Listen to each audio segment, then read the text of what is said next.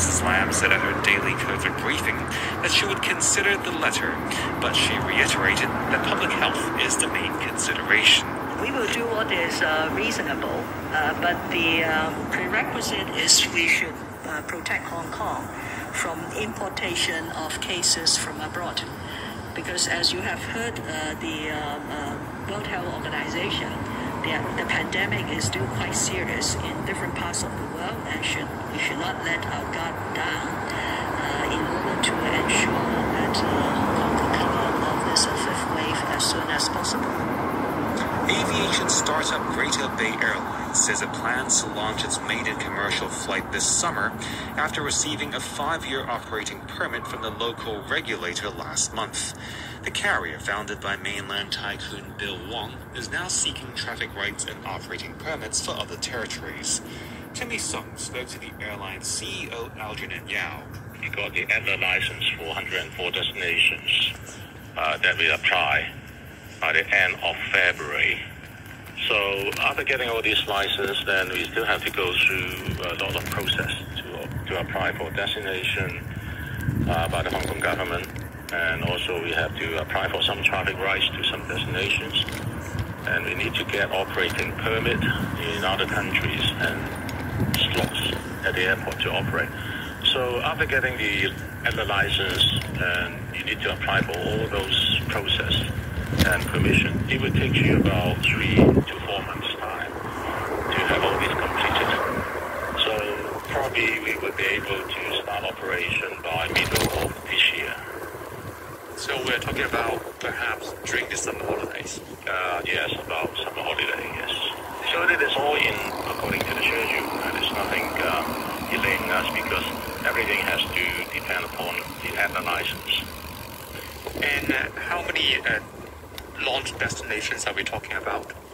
Well, we have 3 aircraft. Probably we will be operating to places in Southeast Asia and Northeast Asia, and also in places in Mainland as well. There's no definite plan at this moment on the destinations because we have to look at the pandemic situation and the business recovery. An infectious disease expert says the government should not tighten social distancing measures if there's a modest rebound in COVID infections in the future. Ivan Hung from the University of Hong Kong. This is half of the SAR's people likely have natural immunity from being infected, while the vaccination rate should reach 90% by June. Professor Hung said it should be safe to open up further in the summer. They will not need to wear masks and outdoor, especially when they're playing sports. And then, of course, all the restaurants and things could open up, and bars could open up maybe to full capacity. And then basically, return travelers, they only have to come in and do a PCR test. If they are fully vaccinated, then they don't need to undergo quarantine if the PCR is negative. If they are PCR positive, then they only need to undergo home quarantine for 7 days, and then they could be released once the RAT, the rapid antigen test, has been. The University of Hong Kong has named Wallace Lau its Chair of Rheumatology and Clinical Immunology as Interim Dean of Medicine. He'll take up the role on August the 1st when Gabriel Lau leaves for a senior role at the Jockey Club. HKU says Professor Lau will take on the role while it launches a global search for Professor Lau's replacement. The Labour Secretary Law Chi Kwong says he expects the employment situation to start improving after next month. Joblessness for the 3 months to the end of February reached 4.5% as a fifth wave of the COVID pandemic took hold. Speaking on RTHK's Money Talk program, Mr. Law said there's reason to hope the situation would ease as government consumption vouchers and an unemployment support scheme bore fruit. We hope that the economy will be able to pick up next month. So if we look at those figures, we will expect the highest unemployment rate will be reflected in the 3 months between February, March, and April. So by then it will be starting coming down. Almost 250,000 aspiring homeowners have applied to buy heavily subsidized homes ahead of yesterday's deadline. They were expected to go into a draw for the right to buy flats under the home ownership scheme at prices of between $1.25 million and $5.3 million. The number of applications is slightly higher than for the last batch of HOS flats, although with more homes available, there are fewer applicants per home. Kenny Ng from the Concerning Grassroots Housing Rights Alliance says the homes are still out of reach for poor families. In Hong Kong, many people natural fire hazard, and therefore the fire level is really high, high level. And that's why there's a gap between the rental housing to the standard of the housing. So for the grassroots of those other flats, they just want a flat that they are affordable, but it's not the solution to them. 7 people suspected of being linked to the kidnapping of a cryptocurrency trader in Hong Kong last November have been arrested by mainland authorities and handed over to the SAR. Natalie Chen reports. A police source said Guangdong authorities arrested the 7 men in Shanwei and Foshan over the past few days. They're expected to be charged shortly. 8 other people are already set to face trial over the abduction of the cryptocurrency trader. They are alleged to have held him for about a week in his quarter hut in Tai Po, where he was said to have been badly beaten. Police reports at the time said the 39-year-old man was kidnapped by a gang in Kowloon Bay on November the 6th as he met someone who had claimed online to be interested in buying digital currency. The man was reportedly lured to an industrial building in the area before being taken to a container terminal and later the remote squatter hut in Nam Hang Chuen.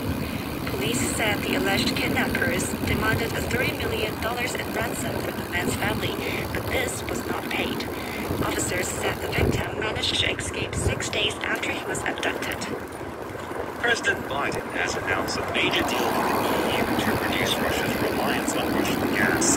Mr. Biden said the U.S. would step up its own supplies of liquefied natural gas to the EU this year, sending an additional 15 billion cubic meters.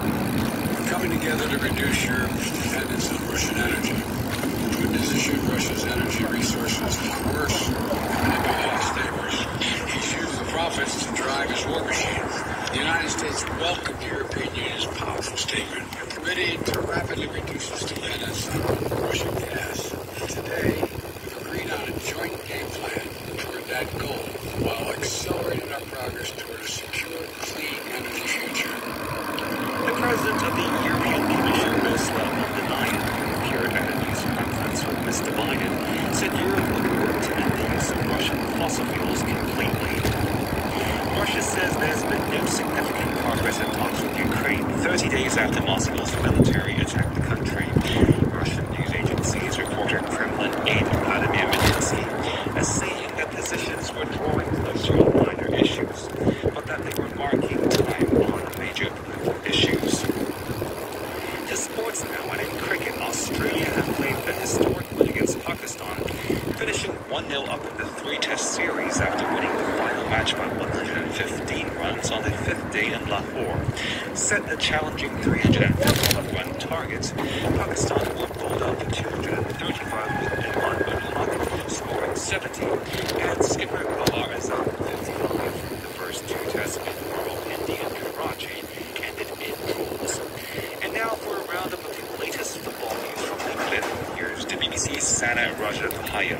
Are Manchester United close to getting their man? Ajax manager Erik ten Hag has been spoken to about becoming the new boss at Old Trafford. Ralf Rangnick has been the interim manager since Ole Gunnar Solskjaer was sacked in November. The club say, though, they're not rushing into anything. Ten Hag led Ajax to a League and Cup double last season, and his side are currently top of the Dutch League. Other names in the frame include PSG boss Mauricio Pochettino and Sevilla's Julian Lopetegui.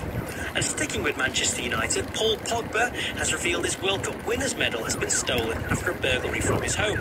The Frenchman won the World Cup in 2018 and is out of contract in the summer and linked with a move away from United with a host of Europe's top clubs believed wanting to sign him.